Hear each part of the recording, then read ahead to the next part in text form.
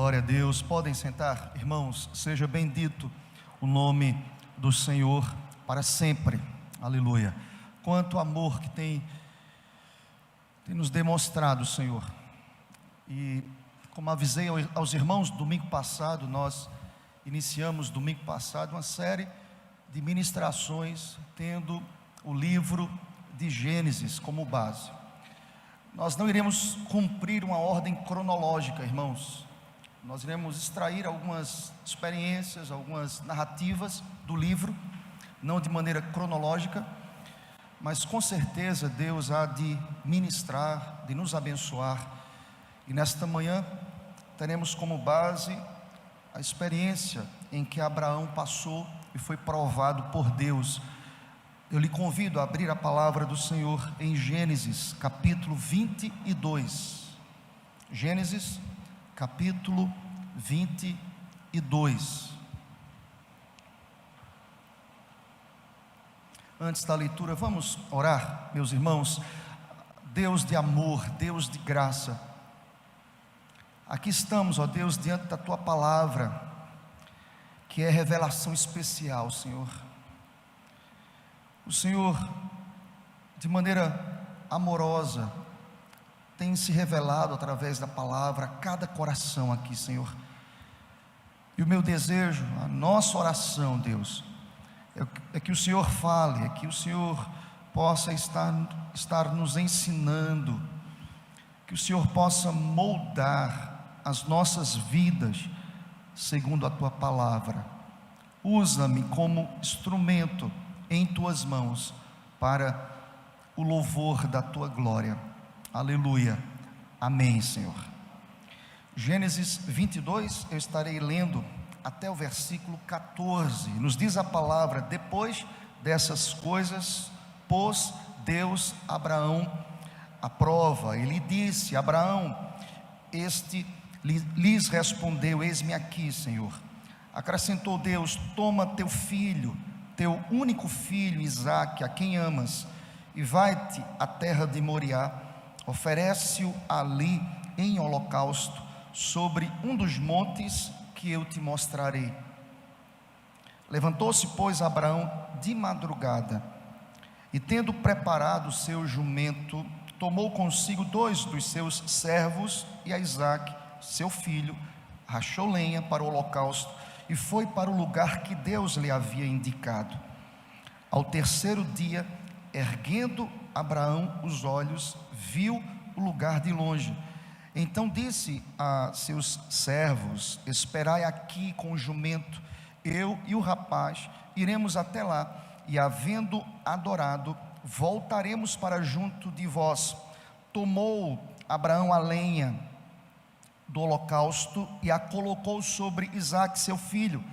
Ele, porém, levava nas mãos o fogo e o cutelo. Assim caminhavam ambos juntos. Quando Isaque disse a Abraão, seu pai: meu pai. Respondeu Abraão: eis-me aqui, meu filho. Perguntou-lhe Isaque: eis o fogo e a lenha, mas, pai, onde está o cordeiro para o holocausto? Respondeu Abraão: Deus proverá para si, meu filho, o cordeiro para o holocausto. E seguiam ambos juntos. Chegaram ao lugar que Deus lhe havia designado. Ali edificou Abraão um altar, sobre ele dispôs a lenha, amarrou Isaque, seu filho, e o deitou no altar em cima da lenha. E estendendo a mão, tomou o cutelo para imolar o filho. Mas do céu lhe bradou o anjo do Senhor: Abraão, Abraão. E ele respondeu: eis-me aqui, Senhor.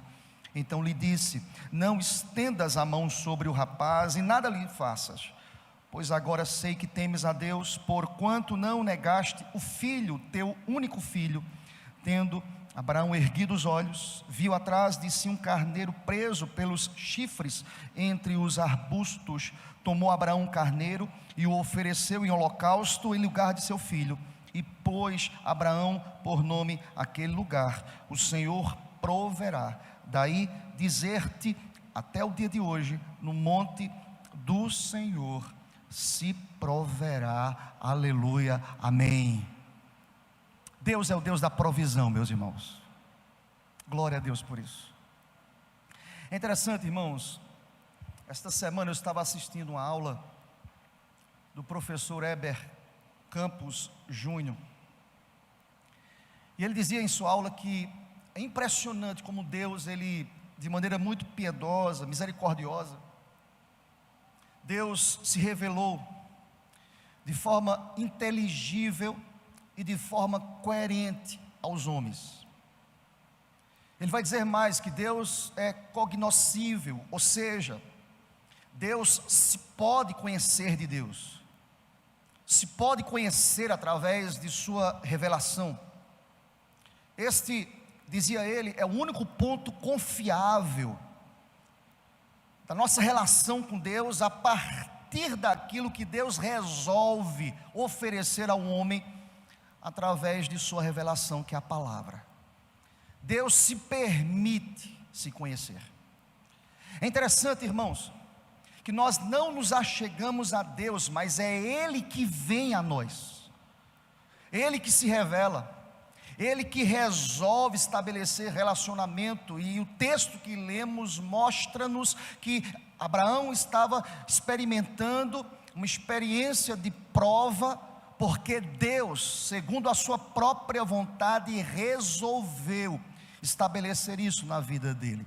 Se você volta a alguns capítulos, se você vai para o capítulo 17, quando ali Abraão tem o seu nome transformado, mudado, o texto irá dizer que Deus se apresenta a Abraão. Deus diz: eu sou o Todo-Poderoso Abraão. Naquela época ainda Abrão. Deus muda o seu nome, Deus lhe faz uma promessa, mas é fato, queridos, que Deus, em todas as narrativas bíblicas, Deus sempre tomou a iniciativa. A teologia que nós estudamos, que nós aprendemos, que nós assentamos em nossos corações, é uma teologia que vem de Deus. Deus que se aproxima, Deus que fala. Alguns teólogos usam muito a expressão inglesa, que até o Heber Carlos usa muito, from above, de cima, teologia que vem do alto, teologia que vem dos céus, teologia que é revelada pelo Pai, teologia que é revelada de maneira especial para nós, pecadores, finitos pecadores. Deus resolve falar, Deus resolve ministrar, Deus toma a iniciativa, e isso se aplica de maneira muito prática, maravilhosa, não distante da gente, através da revelação que entendemos como revelação especial de Deus. Palavra que vem de cima. A não ser que Deus nos mostre, nós não temos condição alguma de conhecê-lo, de entendê-lo, não em sua plenitude, não em suas nuances, não naquilo que é transcendente, não naquilo que é impossível que o homem conheça, mas Deus, de maneira maravilhosa, misericordiosa, ministra as nossas vidas de maneira bondosa, como um pai a ensinar a seus filhos. É fato, irmãos, nós sabemos, fazendo um paralelo ao Novo Testamento, que foi Deus que nos escolheu. Quando nós lemos João 15, versículo 16, não foste vós que escolhestes a mim, pelo contrário, eu vos escolhi a vós outros, para que vades e deis frutos. É a palavra também que nos diz em 1 João capítulo 4, versículo 19, nós amamos porque Ele nos amou primeiro. É o próprio reverendo Heber Campos Júnior, ele diz também o seguinte: enquanto as religiões místicas se concentram na ascensão de suas almas até o ser divino, o cristianismo é diferente, irmãos. O cristianismo enfatiza em toda a sua história que é Deus que desce até nós, é Deus que se manifesta aos homens de forma geral, mas também de forma especial, de maneira particular. Nós entendemos, irmãos, à luz da teologia, que a revelação geral de Deus é percebida através da natureza. Quem de nós não entende que através da natureza a glória de Deus é vista? A palavra de Deus nos diz, os céus proclamam a glória de Deus. Eu não sei os irmãos, mas todas as vezes que eu me deparo com o mar, eu já disse isso aqui da igreja, Todas as vezes que eu vejo ali os detalhes do mar, a onda que vem e quebra no limite estabelecido pelo próprio Deus, eu digo: seja bendito o nome do Senhor para sempre. Deus estabelece todas as coisas. A isso nós entendemos como revelação geral de Deus. Mas Deus também se revela de maneira especial, meus irmãos.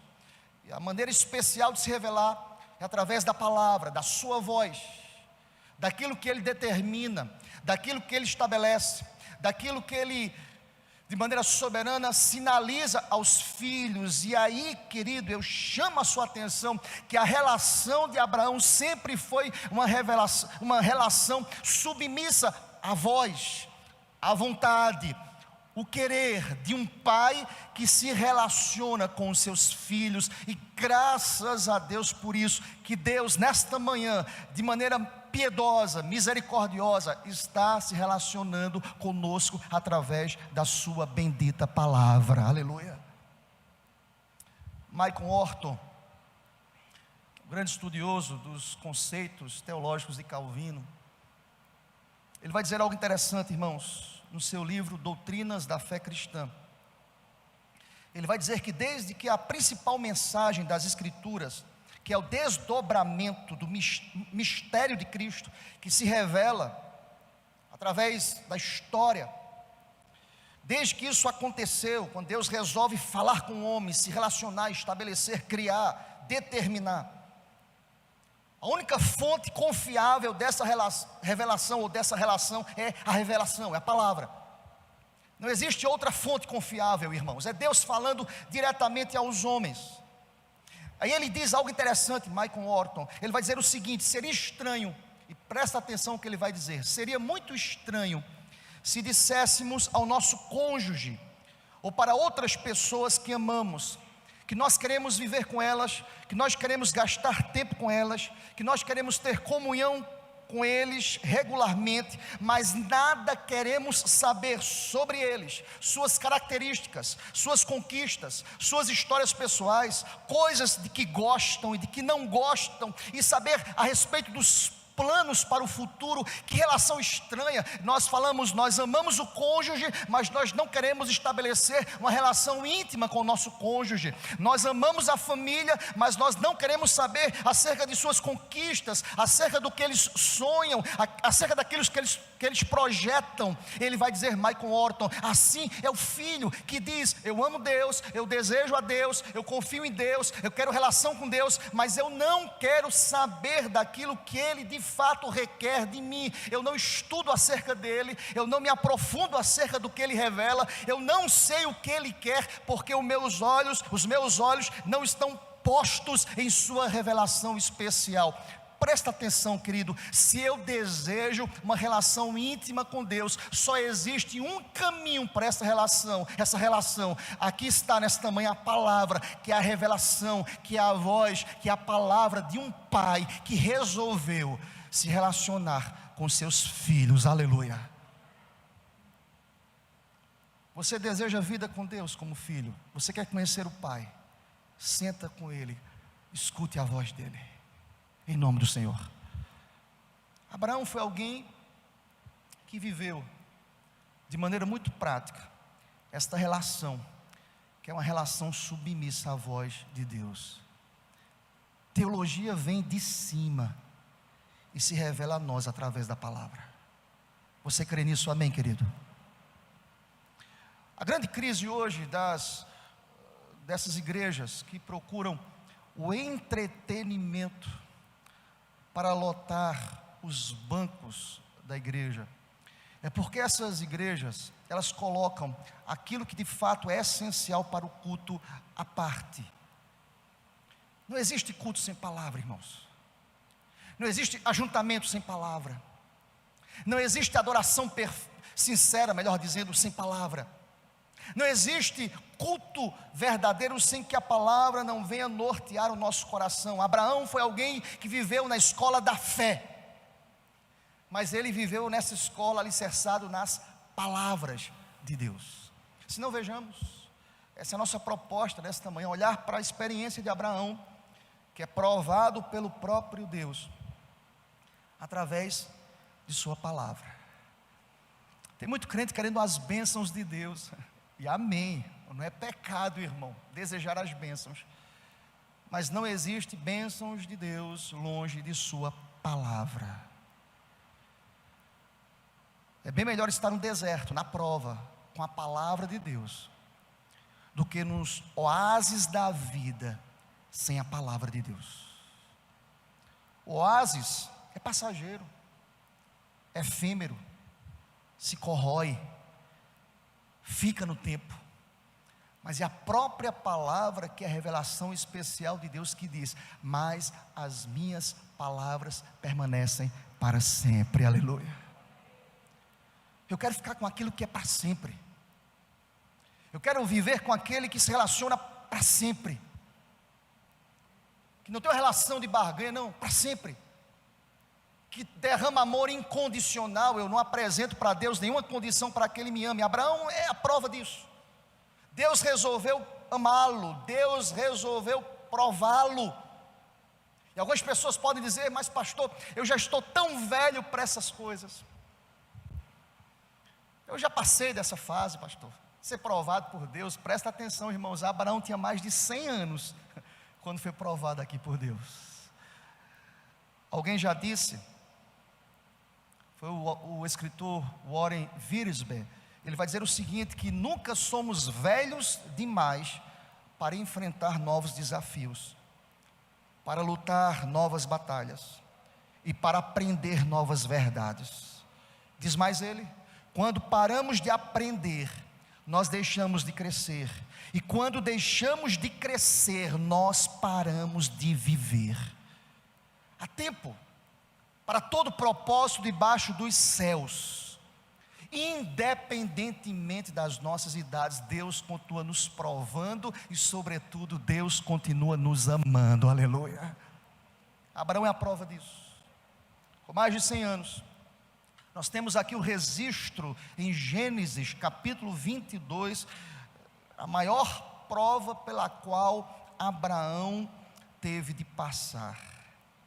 É verdade, irmãos, que esse texto também apresenta um belo retrato, na narrativa desses versículos que nós lemos, nos apresenta um belo retrato do sacrifício de nosso Senhor no Calvário. Mas a lição focal, principal deste texto que nós lemos, é a fé obediente. A fé que diz: eis-me aqui. A fé que diz: seja feita a tua vontade, seja qual for a tua vontade. É a fé que se submete, é a fé que entende que Deus não abandona os seus. E eu queria, de maneira muito pontual, eu queria destacar 3 coisas que o texto nos apresenta, que a experiência de Abraão nos apresenta, como devemos encarar e como devemos tratar, sobretudo, irmãos, as provas das nossas vidas, provas que são estabelecidas pelo próprio Deus, aleluia. Primeira delas, e presta atenção a isso, querido, nunca esqueça disso: Deus prova os seus filhos, aleluia. Amém, meu irmão? Deus prova. Vejamos, versículos 1 e 2, está escrito: depois dessas coisas, pôs Deus Abraão à prova. Quem colocou Abraão à prova? Deus. E lhe disse: Abraão. E este de pronto lhe respondeu, pois ele conhecia a voz do seu pai: eis-me aqui.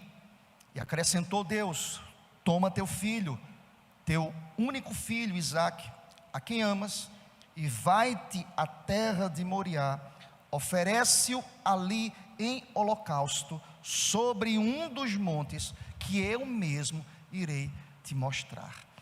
Presta atenção, querido, Deus prova aos seus filhos. Deus prova os seus filhos. É interessante que na escola da fé, irmãos, periodicamente precisamos passar por provas. De pronto, nessa verdade que lhes afirmo, de pronto nós já desconstruímos o evangelho apenas das benesses, das vantagens, das respostas que vêm de encontro positivamente aos meus anseios. Não é o evangelho que diz não. Não é o evangelho que diz toma a tua cruz. Não é o evangelho.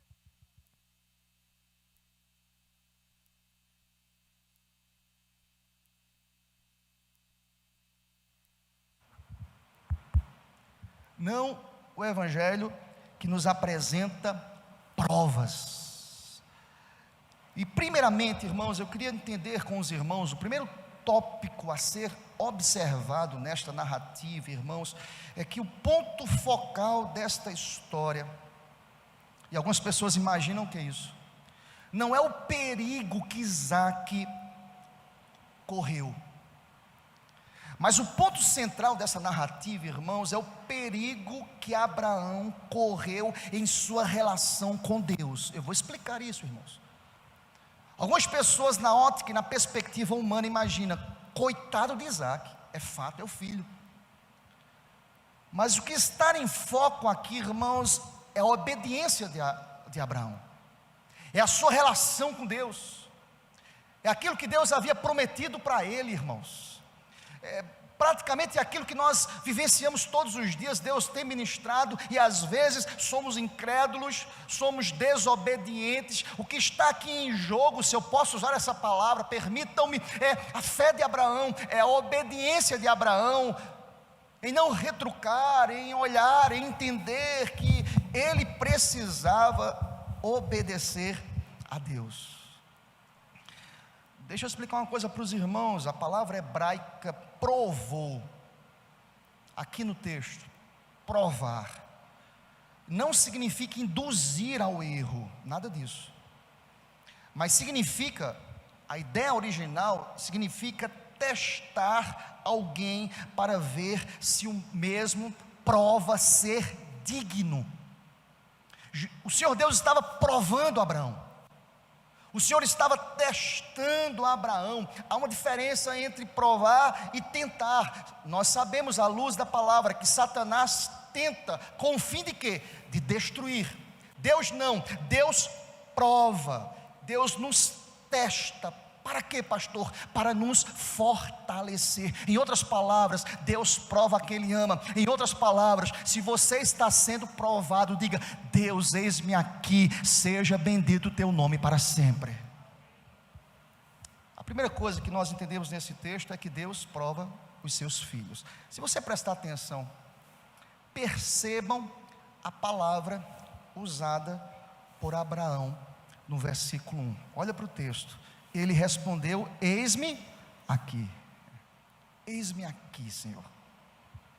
É interessante que esta réplica aqui, esta fórmula, é uma réplica regular dos diálogos estabelecidos por alguém que tem uma relação íntima de uns para com os outros. Obrigado, pastor Célio. Potência.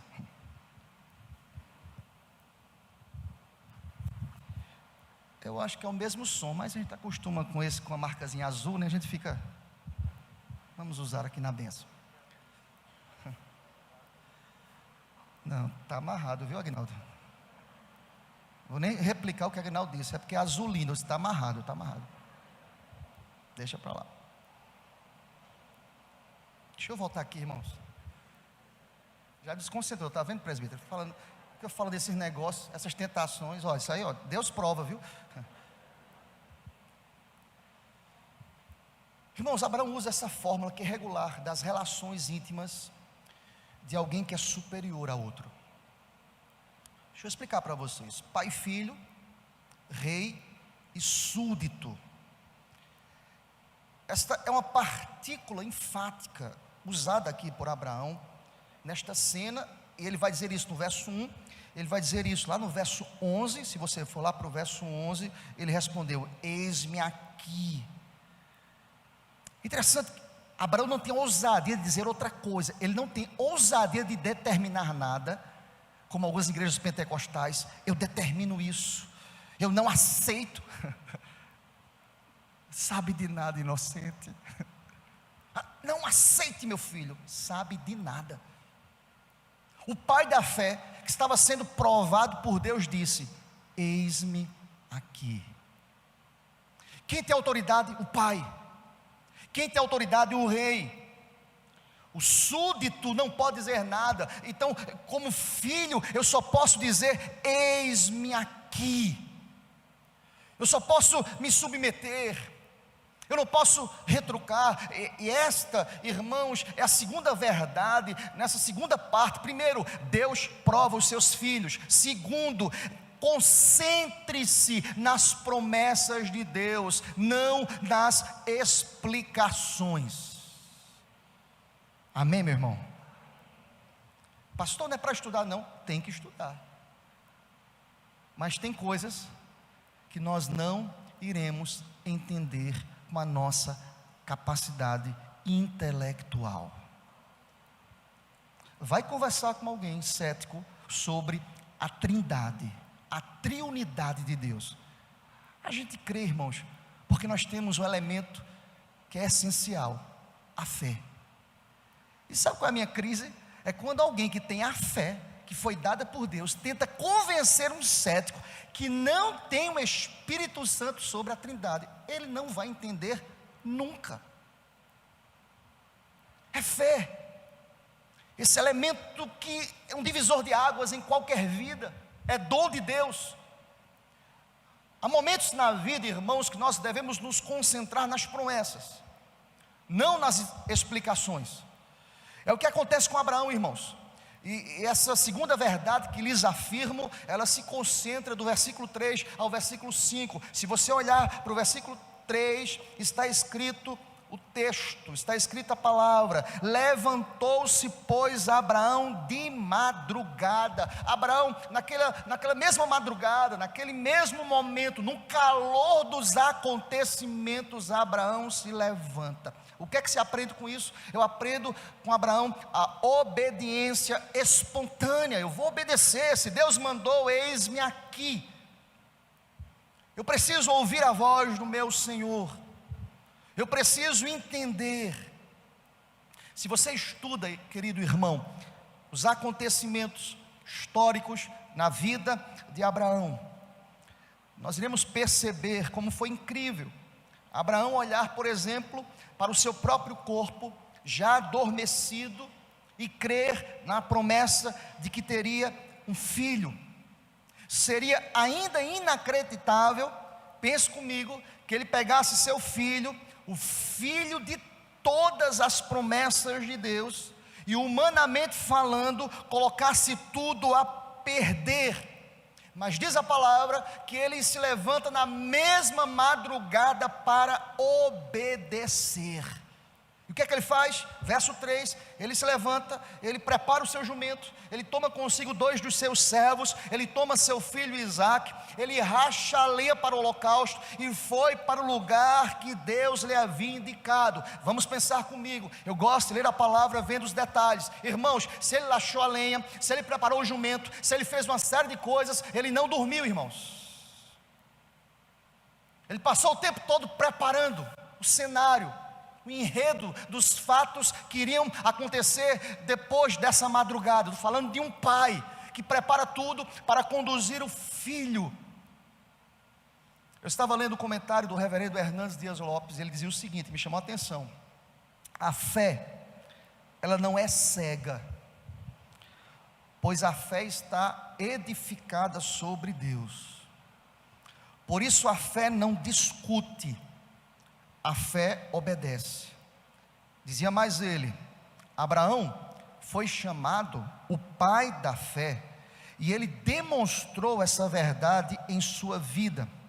A fé em Deus é provada, irmãos, pela obediência. E diz mais, ele conclui dizendo: nós somos o que falamos, nós não somos o que falamos, nem o que sentimos, nós somos o que realizamos. Seja bendito o nome do Senhor. Tem muitas pessoas que falam: eu tenho fé, na hora da prova, esquece a fé. Os que confiam no Senhor são como os montes de Sião. Vem a prova, fica desesperado. Tem muitas pessoas que já abandonaram a igreja, porque criaram uma perspectiva de que a igreja seria apenas um lugar de bênçãos. É lugar de bênçãos, Mas a bênção muitas vezes está condicionada aí, não a nós mesmos, mas à vontade soberana de Deus, que tem em seu enredo provas. Está sendo provado, dizia Tiago, alegre-se. Deus está forjando o nosso caráter, Deus está moldando as nossas vidas. Alguém pode dizer: que miserável pandemia é essa? Não, há um propósito de Deus. Deus está no controle de todas as coisas. Seja bendito o nome do Senhor para sempre. Eu lembro de tantos homens de Deus, e aí, irmãos, eu falo não sem nenhuma sensibilidade, pelo contrário, com muita sensibilidade. Muitos homens de Deus, pelo contrário, eu relato isso como testemunho. Muitos homens de Deus que atravessaram o câncer e disseram: bendito câncer. Irmãos, tem que ter um coração obediente para dizer isso. Tem que ter intimidade com o Pai. Tem que olhar com os olhos da fé. E às vezes, e aqui eu não estou desdenhando dos acontecimentos históricos, pelo contrário, eu tenho uma família, eu sou pai. Já disse aqui na igreja muitas vezes, o meu sentimento humano nesse momento da pandemia era ficar em casa, trancado, escondido. Mas nós não podemos nos calar, e nós podemos confiar naquele que determinou os nossos dias antes da fundação do mundo. Aleluia. Eis-me aqui, Senhor. É porque eu sou melhor do que ninguém, nem você está aqui porque é melhor do que ninguém, dos que estão em casa, nada disso. Porque tem momentos, é verdade ou não é, irmãos, dá vontade de ficar em casa, seguro. Mas presta atenção, a minha segurança tem nome, a sua: Jesus de Nazaré. Aleluia. Abraão diz: eis-me aqui. Diz a palavra, vamos caminhar, irmãos, ao terceiro dia, versículo 4. Ao terceiro dia, erguendo Abraão os olhos, viu o lugar de longe. Irmãos, há momentos na vida que nós precisamos concentrar nas promessas, não nas explicações. Alguém pode perguntar: pastor, 3 dias? Ele levanta abruptamente, organiza tudo, racha a lenha, prepara o jumento, pega os servos, convida o menino, que é o pai: bora, Isaac, vamos embora. Mas diz a palavra que eles passam 3 dias. A palavra 3 dias, irmãos, tem um significado tão profundo para a gente. Nada é por acaso aqui, irmãos. Nada é por acaso. Essa ideia de 3 dias, no mundo bíblico, 3 dias constitui um período típico de preparação para algo importante. Sempre foi assim.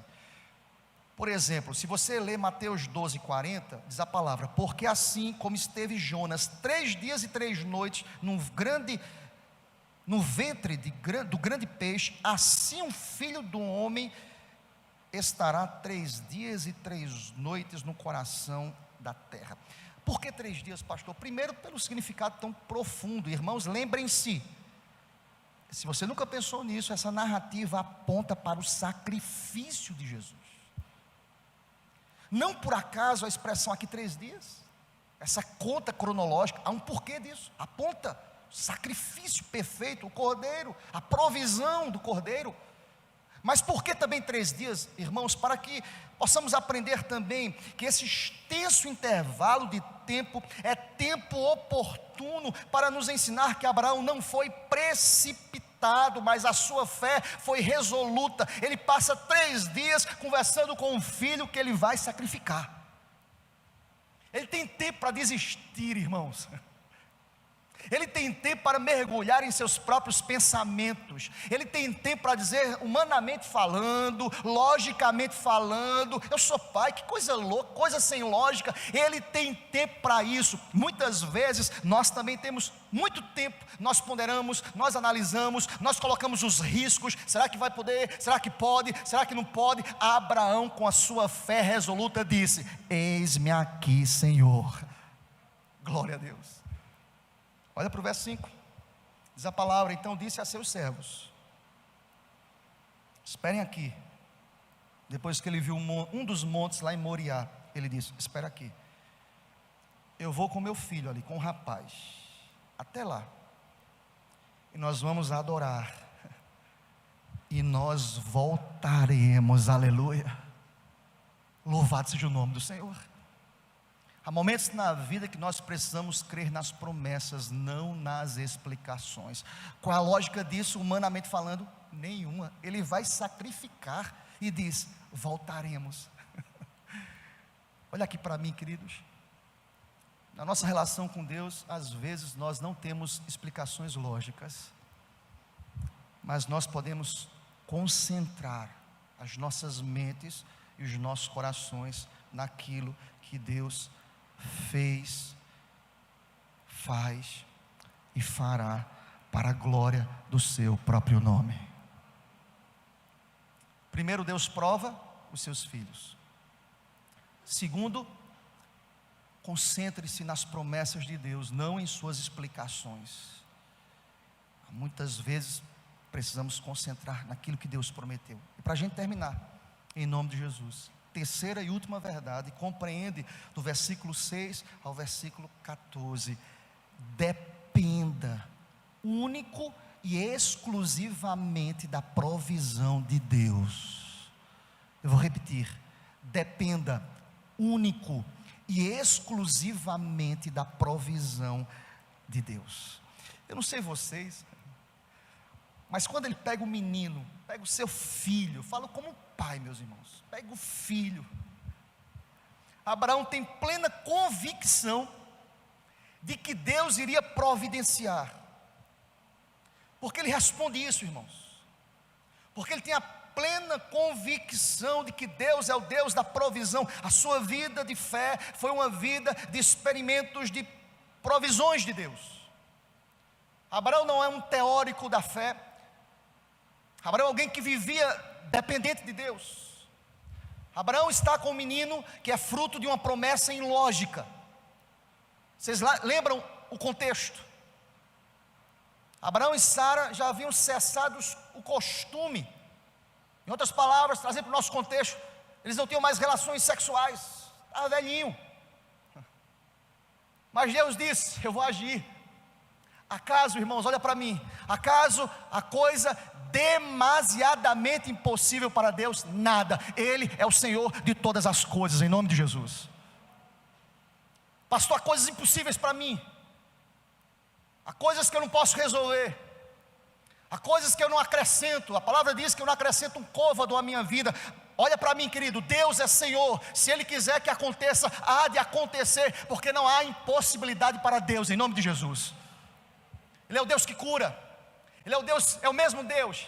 Ele é o Deus que opera milagres, Ele é o Deus que tem a última palavra, Ele é o Deus que de maneira misericordiosa, bondosa, como um pai que se compadece dos filhos, Ele continua se compadecendo dos seus. Seja bendito o nome do Senhor para sempre, aleluia. Na minha cabeça, irmãos, na minha compreensão bíblica, Abraão tinha de fato uma confiança, que não era uma fé vacilante, mas era uma fé inabalável. Deus vai trazer a provisão. Se não, vejamos, irmãos, olha rapidamente comigo, para a gente caminhar para o final da exposição desses versículos, versículos 6 a 8, vamos ler aqui os fatos aqui comigo. Tomou Abraão a lenha do holocausto, colocou sobre Isaque, seu filho. Isaque já era capaz de carregar, irmãos, a lenha do sacrifício em suas costas até o monte. O que Abraão faz? Ele levava das mãos o fogo e o cutelo. O que é cutelo? A faca. Assim caminhavam ambos juntos. Imagina a conversa do pai com o filho. Mas essa conversa é registrada para a gente aqui como revelação especial de Deus. Isaque interpelou ao seu pai e disse, verso 7: meu pai. Imagina o coração do pai aqui. Abraão: eis-me aqui, meu filho. Perguntou Isaque: pai. Isaque já tinha a compreensão lógica. Isaque já era um menino que carregava a lenha, ele já tinha a noção dos fatos, ele já conseguia fazer a leitura dos acontecimentos. E Isaque diz: eis o fogo, pai, para a lenha, mas onde está o cordeiro para o holocausto? Deixa eu chamar a atenção de vocês para algo que para mim é extremamente importantíssimo, a repetição das expressões pai e filho. Isso vai enfatizar, irmãos, essa relação que é preciosa. De quem o filho aprende? Do pai. Quem é que ensina o filho? O pai. Quem é que orienta como sacerdote? O pai. Claro, irmãos, há contextos e contextos, há relações familiares que o pai não conhece a Cristo. Essa responsabilidade pesa sobre a mãe, de orar, de clamar, de convidar, de agregar, de convidar, de chamar, de ler a palavra. Mas é o pai que tem a palavra, é o pai que diz: Deus é o Deus da provisão. O pai não pode se esconder em seus medos, em suas agruras, em seus questionamentos. Não, o pai tem que crer, o pai tem que dizer para a família: filho, está difícil para todo mundo, mas eu sei que o meu Redentor vive. Não é fácil para ninguém, mas pensa comigo, como é difícil para um filho ter um pai que não confia, que não descansa, que não diz: eis-me aqui, que não olha para o alto, que não diz: eleva os meus olhos para os montes, de onde me virá o socorro? Não vem dos montes, não vem das pessoas, não vem dos acontecimentos, não vem dos fatos históricos. O meu socorro tem nome, o meu socorro é o Senhor que fez os céus e a terra. Aleluia. Deixa eu dizer uma coisa para você, querido: o nosso socorro tem nome. E sabe onde ele está? Nessa hora, agora, assentado sobre o alto e sublime trono. Fazendo o quê? Reinando, determinando, controlando, dirigindo, sinalizando, como está sinalizando para a gente nesta manhã: seja bendito o nome de Deus para sempre. Eis o exemplo de um pai que tem fé. Vejamos, versículo 7. Ainda nele, olha para a pergunta: pai, onde está o cordeiro, pai? Está tudo organizado, está tudo muito bonito, mas onde está o cordeiro? Vamos ler juntos o versículo 8, bem forte, igreja. Respondeu Abraão: Deus proverá para si, meu filho, o cordeiro para o holocausto. E seguiam ambos juntos. Aleluia. Irmãos, eu fico imaginando o coração desse menino cheio de questionamento, dizendo ao pai: pai, tem tudo, e cadê o cordeiro? Pai, me explica esse negócio aqui. Sabe o que esse pai faz? Ele não estava vendo o cordeiro, ele não tinha a percepção visível da provisão. Sabe o que esse pai faz? Mas eu creio, Deus proverá. Olha o que Deus está dizendo para mim e para você nesta manhã. Está difícil? Deus proverá.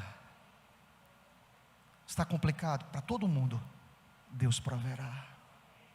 Estamos com medo? Muitas vezes, mas glória a Deus, Deus proverá.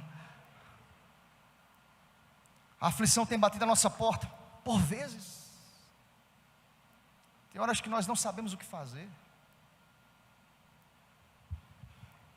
Nós nem sabemos o que fazer às vezes quando os meninos estão perto da gente. Imagina distante, hein, Aguinaldo e Sônia? Deus proverá. Deus é o Deus da provisão. Deus é o Deus que cuida.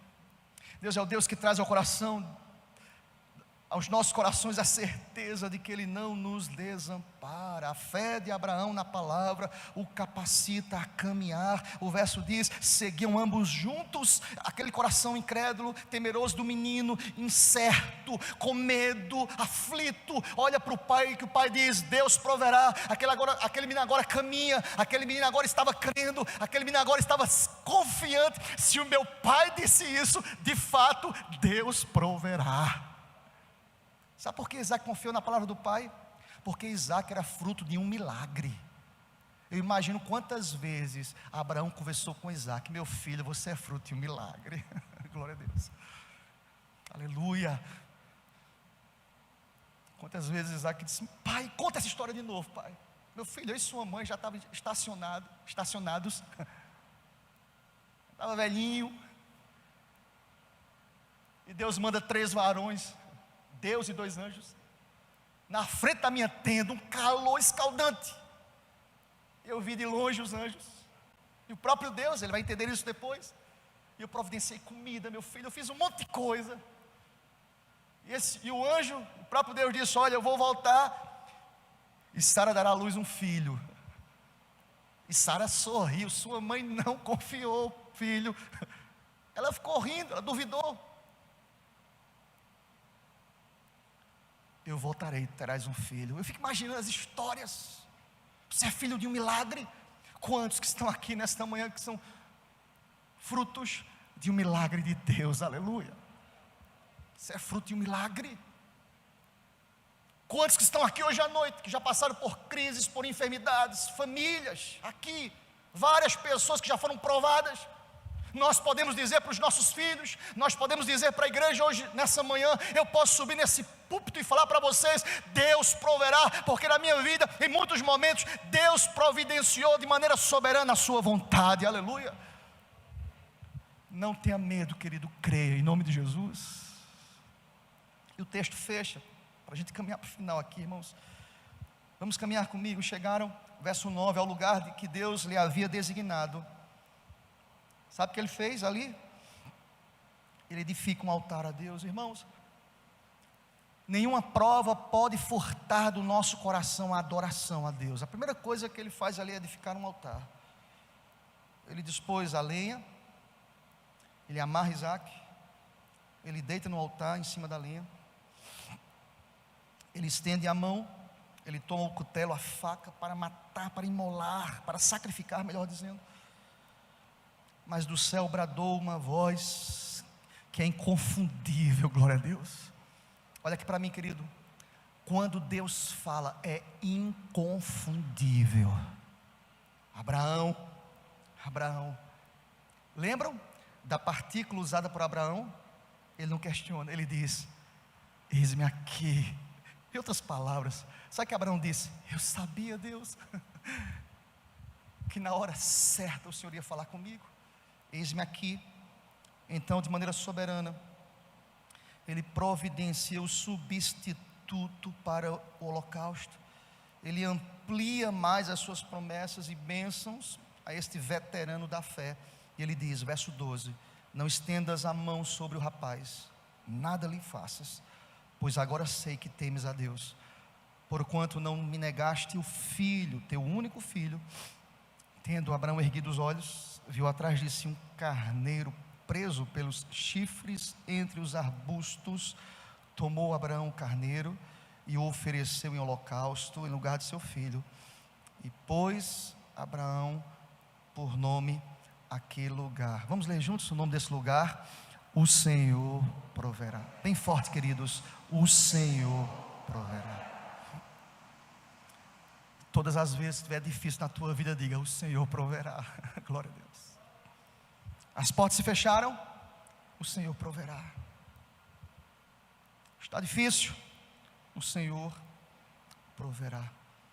Eu concluo dizendo, querido, que Deus jamais desampara aqueles que nele esperam. Deus jamais fica em dívida para com aqueles que confiam em seu nome. Que Deus te abençoe, querido. Que Deus aplique essa palavra a cada coração nesta manhã, em nome de Jesus.